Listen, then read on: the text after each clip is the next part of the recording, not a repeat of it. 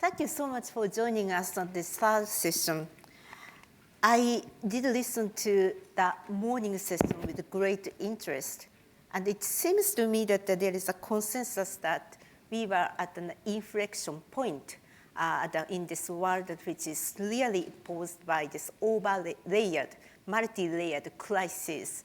It's a climate crisis, it's a COVID crisis, energy transition crisis, and cost of living crisis, and which are kind of fueled by Ukraine crisis. So that what would be the role of finance? That is something we want to talk at this session.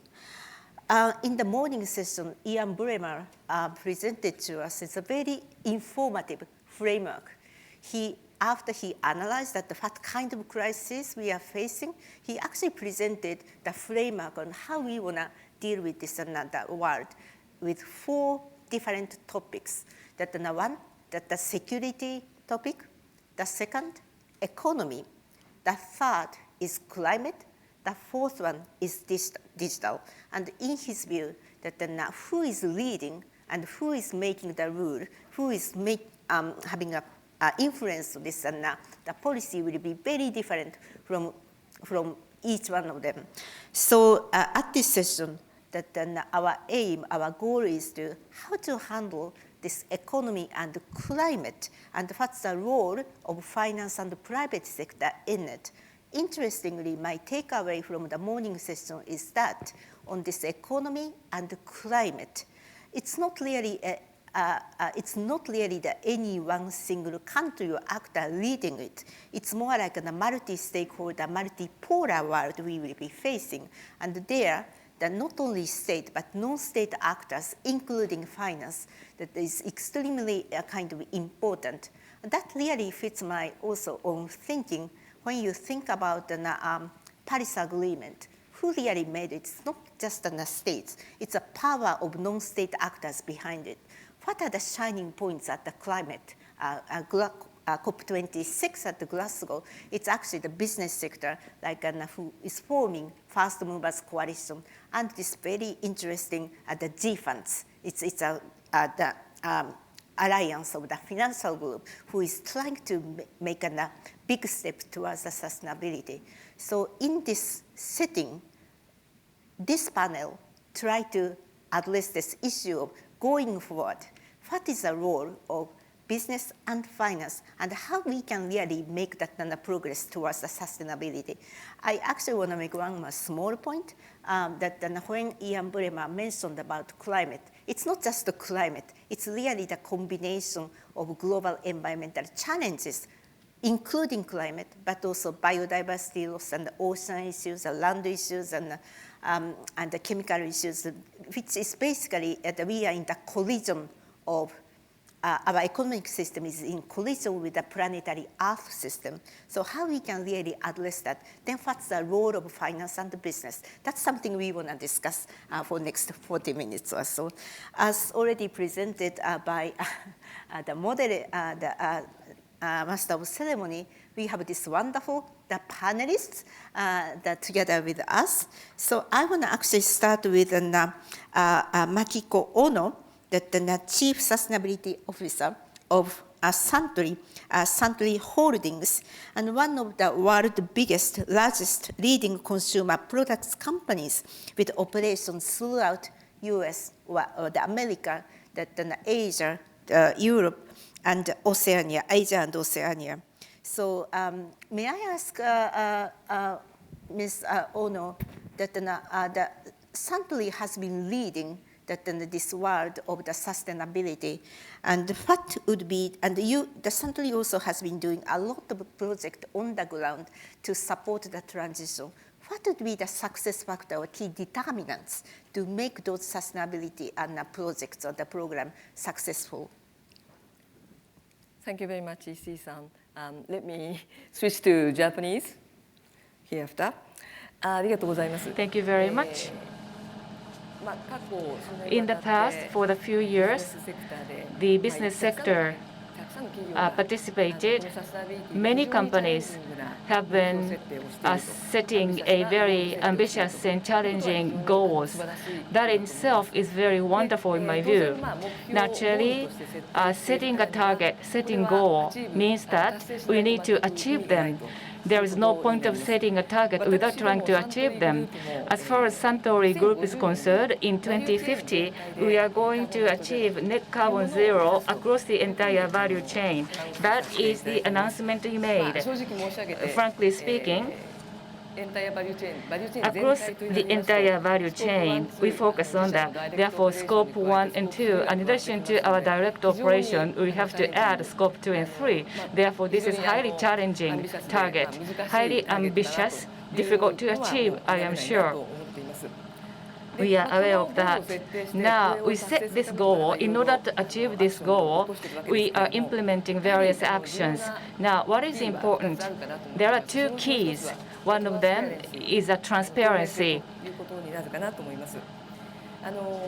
Now, basically, we, as company, we have been disclosing information. In such disclosure, we ensure there is transparency so that we can explain about our progress and what are challenges to our stakeholders. I think that kind of exercise is very important. And through that, greenwashing risk can be avoided. Now, transparency has to be ensured. Therefore, we have to disclose information to what extent we have made a progress, what are challenges hampering our further progress.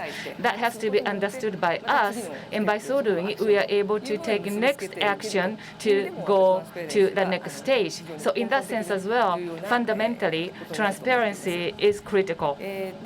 Now, as I said earlier, for 2050, carbon net zero is our aspirational goal.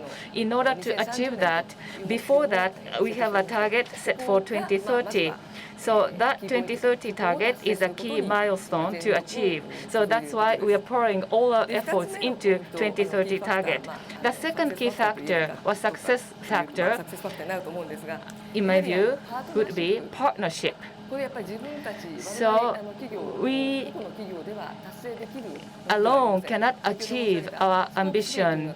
As I said, scope 3 in particular is very difficult. Within our value chain, we have to work with partners and suppliers. In order to reduce carbon emissions, we have to work with them. For that, we have to pursue very strong partnership in order to realize our ambitions. And another point, toward carbon net zero, new technologies have to be embraced. We have to develop new technologies. That is also a key that would accelerate or facilitate transition. Now, in particular, scope 3 carbon emissions reduction in scope 3, technology is indispensable. However, when it comes to new technology, of course, that requires a huge amount of investment. That investment can be done jointly with various companies, like companies which are represented here today. We need a cooperation of other companies in order to move forward.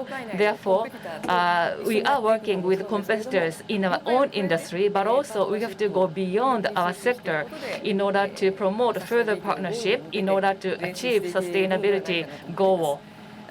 Now, incidentally, last year, plastic chemical recycling technology was successfully developed. We are participating in the consortium for that purpose. In the beginning, we started with 12 companies, and there are other companies which took interest in this consortium, and currently we have 40 companies from different sectors participating in this consortium.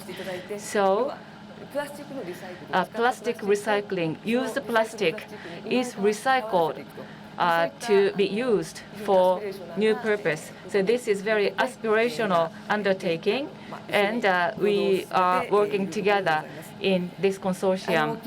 Now, basically, transparency and partnership, both of them are important. But we have to take ownership of this problem. We have to take action on our part as well. That is also important. We don't want to delegate our efforts to others. We should work with other companies, and we should take action on our part as well. Thank you, Ono-san. Your point about importance of the partnership, and particularly that creating this stakeholder coalition beyond its own industry and along the value chain is extremely important, because otherwise we will not be able to transform our key economic system. I actually would like to ask then that Dave, who is the head of the BNY Mellon, and which has been a long history in responsible investment.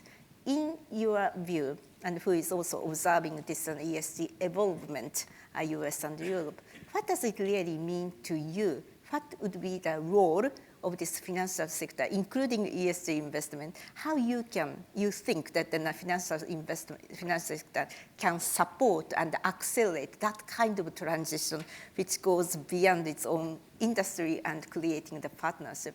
So, question for you. Question. Great to be here.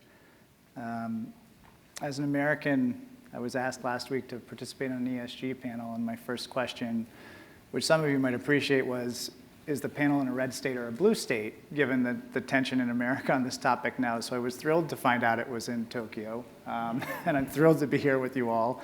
Hopefully it's a less hostile environment than we find in the States sometimes on this topic. As we've heard from Ian and others today, while finance has a huge role to play in this, this is clearly a multilateral discussion with numerous stakeholders. I think that's why summits like this are so important. It is just, critical to advance on this topic for people from corporate, academia, investments, consulting firms. Basically, I think these are generational challenges, and they will take all of us coming together and a lot of great minds to solve them. And before I proceed with my comments, I just did want to take a moment and note, while today I think a lot of the focus of ours is going to be on the climate, there are other aspects of ESG investing, and I personally am thrilled and privileged to share the stage with 4 distinguished female colleagues and compatriots. I don't see this often in panels in the US. I don't know if it's common in Japan, but I think it is just great to see how far the world's come on a diversity and inclusion perspective. So thank you for letting me share the stage with you. I think investment firms, and we've talked about it a bit today, really occupy a privileged position on this topic of ESG broadly and promoting the transformation of the economy to something more environmentally friendly. We really kind of sit at the nexus of a number of these stakeholders and kind of are where the rubber meets the road in terms of allocation of capital, which is going to be so critical to this transformation. For those Spider-Man fans in the room, I think the quote comes to mind, but with great power comes great responsibility. And so we really see in the investment community kind of an imperative, not an option, for us to engage on this topic. And there's no easy answers, but I think continued collaboration, education, and engagement will really be key as we navigate this. And there continue to be several tensions that I see in the ESG space that are worth noting, and that still require some work to go. And I think the investment community has to continue to try and help advance these. Tension number 1 really is around investing for return versus investing for impact. It might seem obvious to some at this point. I think a lot of us would like to believe that that's a false choice. But interestingly, in PwC's investor survey from just last year, 79% of investors said that ESG considerations were critical when thinking about the risks and opportunities in their investment portfolios.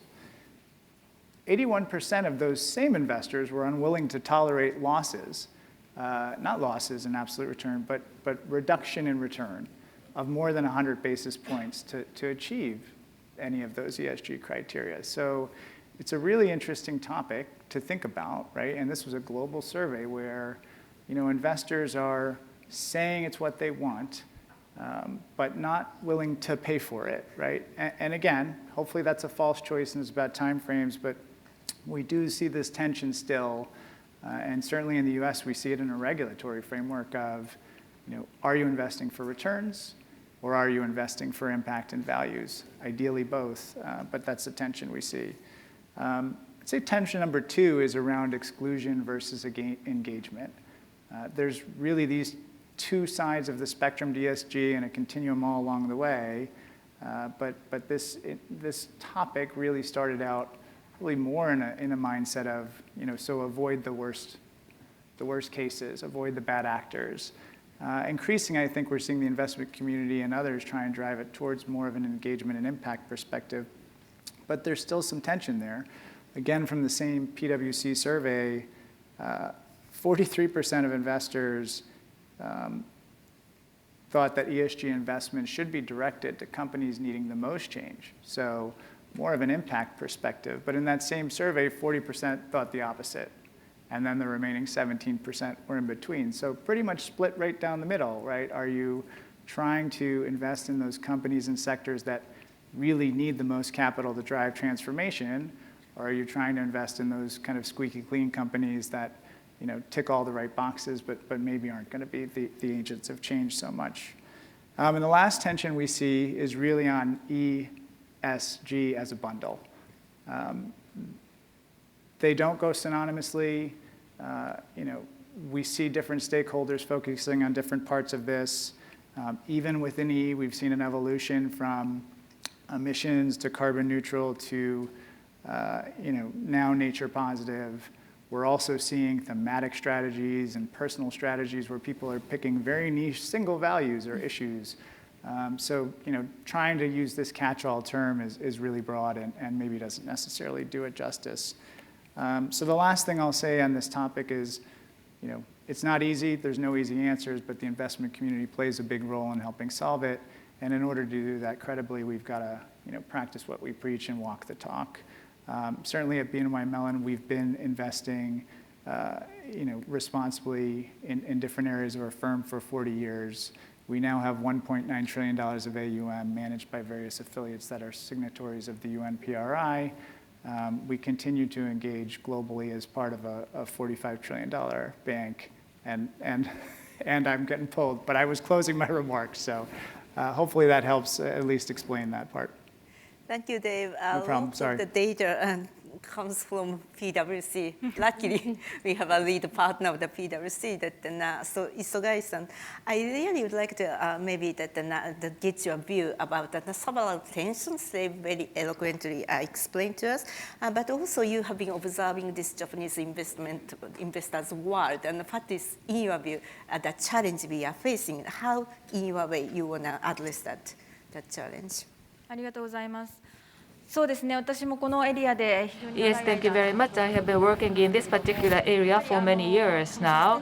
And when it comes to sustainability, in recent years, carbon neutrality and decarbonization in the climate change area, business people want to go beyond these problems.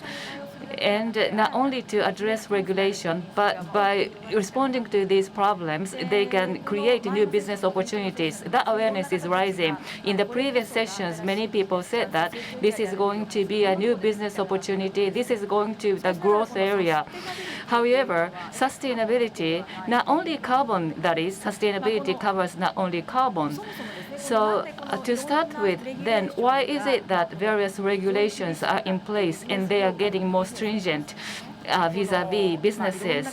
And in many ways, regulation is being imposed, or maybe that tendency can be seen. So far, businesses have been less reluctant when it comes to society and environment, even if they damage society and environment, as long as they are providing something convenient to people at the affordable price, as long as they can do that. If they can do something harmful to environment and society to some extent, maybe that can be tolerated because of the nature of business. That kind of common sense existed. However, this consensus has not been accepted by the society more and more. Therefore, businesses are creating externality, economic externality, and business practice that would generate profits while damaging society environment. That cannot be tolerated. That is why regulations are becoming more and more strict. So if you look at such a great tendency, a trend, maybe we have to expand our eyes. We should not be fixated on carbon neutrality issue alone. Now, when you talk about sustainability, as I said earlier, the externality, economic externality, has to be coped with. Even if we care about environment, we have to come up with a business model that can generate profits for companies. The next big issue would be food systems and nature. So these issues will arise in the future. Therefore, nature and food system are the basis of our day-to-day life, and they are now facing a boundary or limits. So business practice that would destroy such things would be criticized heavily. Now we have to incorporate externality, and carbon alone would be challenging, but when it comes to biodiversity and other challenges, in order to incorporate economic externality, that is highly challenging. However, on the other hand, we have new technologies, new business models that would enable our efforts. I think that can be seen recently. Now, another point. Strongly, I want to emphasize the following point to Japanese companies. That is, within the world, non-financial data can be used in order to create a new competition. And that competition is falling out discreetly, but very fast. Sustainability-related data has been led by EU governments with a lot of pressure, and leading companies in various ways participated in rulemaking, using non-financial data and develop businesses. That was the mainstay in the past. However, not only in the EU, but also we are seeing emergence of such trend in the US. In May of this year, SEC announced a ESG regulation draft, and therefore American companies have to respond to that. Of course, this is a regulation driven. You have to collect data and disclose data. So that is one trend that is now engulfing the US now. But on the other hand, this is my personal sense or opinion. However, there is something different from the past. There are things that are happening around us, something emerging. The U.S. companies, not all of them, but some of U.S. companies, so for the purpose of disclosure, they have to collect non-financial data. Then if that's the case, we have to make use of it in order to develop further business opportunity. I think that kind of move can be seen gradually. So data collected for the disclosure purpose, so those data can be used for CO2 emission reductions and also to improve production process so that they become more environmentally friendly. So in order to expand business or in order to change service offering, such data can be utilized, or they can appeal to stakeholders with such data. And also you can get buy-in from consumers using big data. They can get feedback from consumers, and that data can be utilized for the development of new products and services, and they can analyze the best way to approach consumers collecting data. So in other words, businesses so far have been doing something like this. as something normal. They use data to reduce costs and improve efficiency of production and improve values for consumers, and also how the consumers' behavior is reflecting on the price premium and so forth. So, however, this is what the companies has been doing already. However, that effort is now expanding to cover environmental efforts. However, the U.S. Is very good at data-driven business management. Already, they have a pool of financial data, and they are adding new kind of data to existing data set. But unfortunately, in Japan, the situation is different. Before we talk about sustainability or non-financial data, data-driven approach is not advanced in Japan. Therefore, we see an emergent tendency that is data-driven and sustainability. In such a competition, I worried that Japanese companies will be lagging behind. However, if we can move Japanese companies in this direction, I think that will be very positive. So let's move on to the Katayanagi-san. I found your Unison Capital. Your work is very interesting because you explicitly focus on the small to mid cap that the customers. So we all come to know at very high price that if we are serious about transition, just transition, we have to bring everybody into the same wind. So that I'm actually thinking that maybe many of us here listening to this conference may represent the kind of big companies and the blue tips and the big investors, but maybe you are very valuable, the voice to represent those kind of, not necessarily big tip companies, but very, very important actors. So if you could just share with us that what would be your strategy to bring everybody's voice and existence together for sustainability? 石井先生、どうもご紹介ありがとうございます。改めまして、ユニゾンキャピタルの片柳と申します。ユニゾンキャピタルはですね、中堅中小企業の対象にしたプライベートエクイティの投資を行っております。プライベートエクイティの投資はというのはですね、我々の投資ですと大概の場合が100% であったり過半数の株を私の方に Either 100% or majority the equities are given to us, and with the investees we have very close contact with those the target of our investees, in our case SMEs. If it's public companies, ESG or sustainability activities, then there are screening and engagement, and you are going to go ahead with this, and that will be the story. But in our case, directly, then we can influence the management policies directly.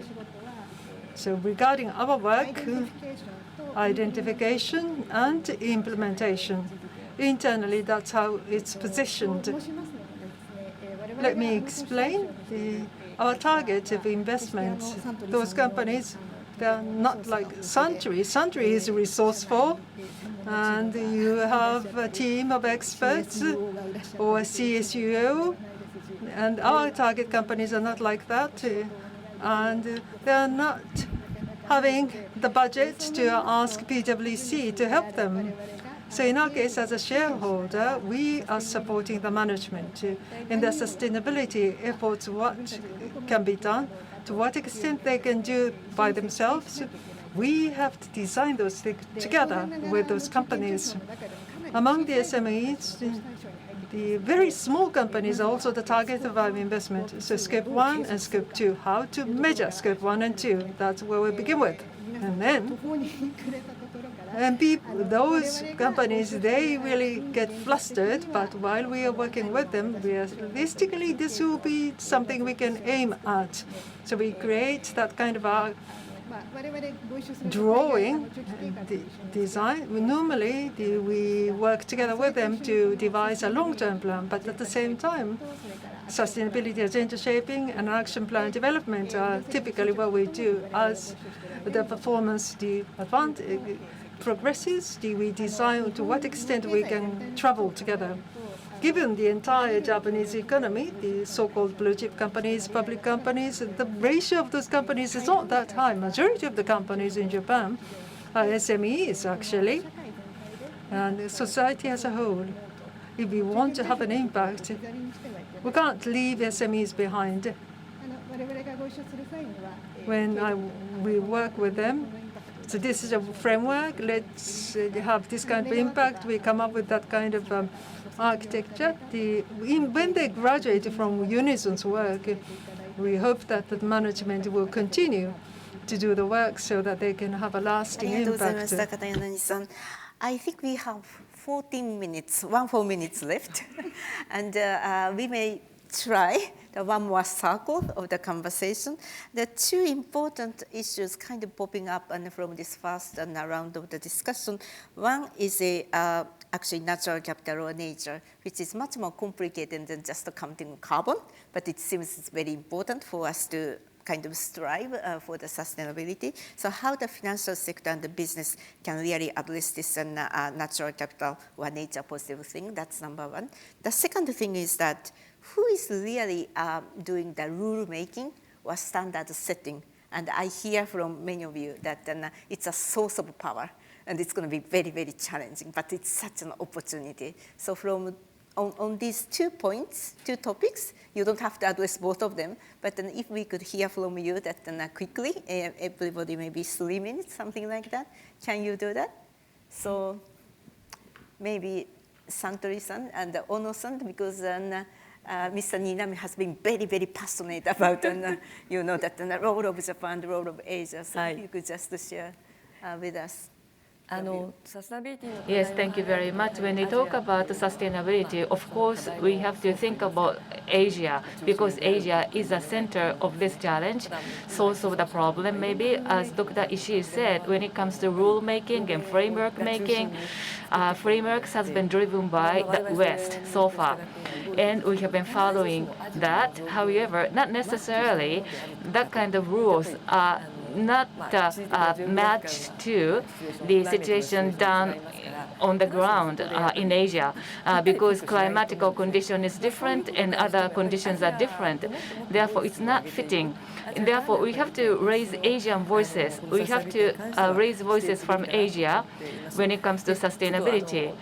Now, if I may add, last year in New York, we had a sustainability development impact meeting of UEFA, and many European American companies are participating. However, as Asian companies are not so represented. Therefore, I think Asian companies should take ownership of this problem and raise involvement and express their opinions. We have to join such a trend. So that is important. Asia, Europe, we have to avoid a divide between Asia and Europe. We have to cooperate. Therefore, that's what we want to promote. We want to raise voices of Asia. Since Dr. Ian Bremer is here with Eurasia Group, actually, we are setting up a working group to study Sustainability Leaders Council, it is called, and we have to send messages from Asia. We are asking Asian companies to join. We are promoting discussion, and we want to send voices from Asia to the world. Therefore, how can I say? I think Asian will be more vocal. Regarding biodiversity, let me brief. Biodiversity, we have been talking about climate change, which was a big theme for sustainability. However, this is the two sides of the coins. Climate change as well as biodiversity, they are interrelated to each other. Without biodiversity, we can't solve climate change. Without climate change, we can't address biodiversity either. Therefore, the problem is, unlike climate change, metrics for biodiversity, the methodology to measure, like value of the natural capital, that is lacking in biodiversity arena. That is the biggest challenge. TNFD forum is something we are participating to study. COP15 in December will be held. Their framework and metrics will be concretized, hopefully, in COP15. That's my expectation. Actually, when the people talk about COP in Japan, people always think about climate COP. The COP you mentioned is biodiversity COP in Montreal this year. Yeah, so that, Montreal. let's also focus on this natural capital when we think about sustainability. Actually, the Isogai-san pointed to the importance of natural capital or nature a lot in your first presentation. If you could just jump in. ありがとうございます。そうですね。このやっぱり Thank you. TNFD が TNFD has started and discussion has started, and we receive inquiries from many companies. In what way are we going to measure? スタンダードないのにこう There is no standard. We can't address this issue without standard, and many companies want to know more about incoming standards. After standardization, フォローするというのが the companies will follow ね。この standards that have been made. I think that would be too late. We experienced already, after the rules are set, even if we want to address that, it will be more costly. Therefore, you have to be proactive. You have to participate in rulemaking, as Ms. Ono said. And at the same time, そのスタンダード化に you 入っていく alone cannot participate in rulemaking. COP is there, value alliance and impact-weighted alliance. So I think there are a lot of discussion going on in many fora, and I hope that Japanese companies will actively participate in Thank such you. fora. Dave, what would be your contribution to this line of stream? It's interesting because I think for those of us that have some familiarity with this topic, it is still really hard to penetrate the veil of terminology and acronyms, and acronyms just to get to the bottom of it. I mean, I know I learned probably 10 acronyms just prepping for this panel in terms of all the rulemaking, disclosures, different regulations. For those of us that work in global companies, particularly global financial companies, you see the work that you do on behalf of clients. Often it's not, bank capital, it's client activity in different jurisdictions, different products, different lines of businesses within a bank, and just what a maze this is to navigate. So I think, several of my distinguished panelists have said it. Somehow, some way, we've got to get to a point of consistency and commonality globally.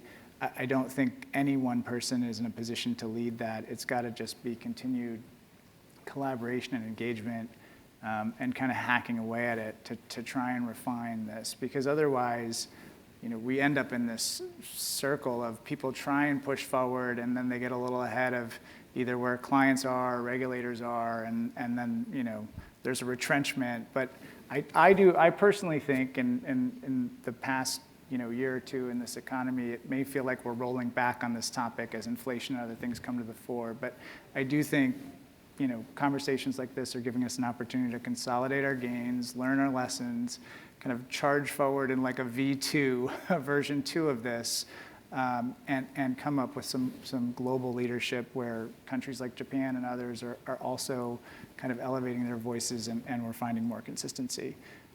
That'll help tremendously. Thank you so much. Katayanagi-san, I actually want to ask you about maybe your work can also reflect or account for the value of human capital. We all talk about natural capital, of course, the physical capital, financial capital, natural capital, but maybe that you also pay attention to the human capital or societal capital. Is there anything you want to share with us? 当然ながら日本はこれだけ高齢化が進んでいて、労働人口が減っていくっていう。Well, the labor is decreasing, and this is such a market. If you look at the demographics, the process innovation or the efficiency of operation needs to be refined. Otherwise, the population is decreasing. Our economy cannot withstand that. So, given that the roles of private equity, creating consolidation in the market, pool the resources, and generating innovation,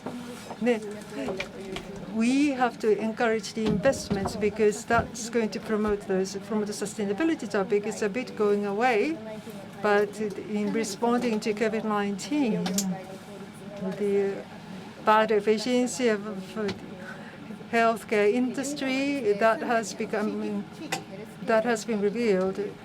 Local healthcare consolidation platform has been established. The home care and the hospitals, those clinics, they are now consolidated as a way of our investment. At a small scale, business is unlikely to generate innovation, but with the kind of a consolidation, collaboration, operational efficiency can be improved, and those healthcare workers, their environment can be significantly improved. Such effects can be expected by this consolidation. So with this as a platform, regarding our targets, for local community, their healthcare resources, how best we can optimize the resources for healthcare. And in that process, by having an outside capital, we would like to be a catalyst. Now, all of you behave so well, so we have 4 minutes left. So if we can do one more, that 1 minute, each of you, the final remarks and the final takeaway from this conversation. I will start with Dave. Oh, okay. I had a quote. I have to dig it out. I thought it was meaningful. Don't look at the long notes. Just I know. say what you have in mind. It's somewhere there. The quote that struck me for this panel, just in terms of what I'd leave the group with, is from Van Gogh. Great things are not done by impulse, but by a series of small things brought together. And I really think on this topic, incremental steps over time, if we all keep, up the hard work, will get us over the hill eventually. I know it feels hard, but it's important. It's generational. It's really for the future of our children and for our planet. So there's really no option but to succeed. Thank you. Ono-san? When it comes to sustainability, this is not competitive. Rather, this requires cooperation. So not competition, but collaboration. That is why I talked about partnership earlier. And Katayanagi-san said middle-sized and small-sized companies have to be involved. They have to come on board. Therefore, this is really multi-stakeholder endeavor in my view. So we have to help each other. We have to share best practices. And new technology has to be utilized by everybody for the sake of the earth, so that we can take action for the good of the earth. Thank you. Katayanagi-san. Thank you so much. As Ono-san rightly said, in order to make the impact bigger, collaboration is necessary. That's my opinion. We are private equity industry, but again, there are horizontal connections. And those of you from big financial institutions as well, and your business partners, those from major companies, amongst all of us, we could actually borrow their support from various people, and utilizing an opportunity like today's, I really appreciate opportunities like today's. And last but not least, Isogai-san. ありがとうございます。さっき片柳さんがKatayanagi-san said she talked about some examples with regard to healthcare, and she says she is deviating from sustainability. I think that business is at the center of sustainability. Now, when it comes to healthcare, helping people's lives, and that can create a very important social values. But on the other hand, for healthcare workers, human rights are being infringed upon, and based on that sacrifice, healthcare is being provided. If that's the case, then economic externality has to be addressed and protected. So pursuing economic value at the same time as providing the value to healthcare, that is very important. So while engaging in sustainability, you can make profits. That they are not mutually exclusive, and also you should not be forced upon in doing sustainability business. In many ways, sustainability business can thrive. Thank you very much. Thank you so much, all of you, the panelists, and also the audience. My own takeaway from this conversation is that just using the Ian Bremmer's morning framing, this topic of economy and climate / environment and sustainability, there will be nobody, no super country or superpower actually making the rule or leading the way. It's really us, that the individual, the investors, consumers, and the business, really making that stride towards the sustainability pathway. And from that point of view, financial sector actually has a lot of customers, big to small, and then that the consumer goods companies have customers on the ground. So I think in this new world, each one of us can really have a voice, should have a voice, but those voices have to be coordinated into the big one so that we can really make the important system change towards a sustainability world. And on that note, I really would like to thank all the panelists and the audience just listening to us. Thank you so much.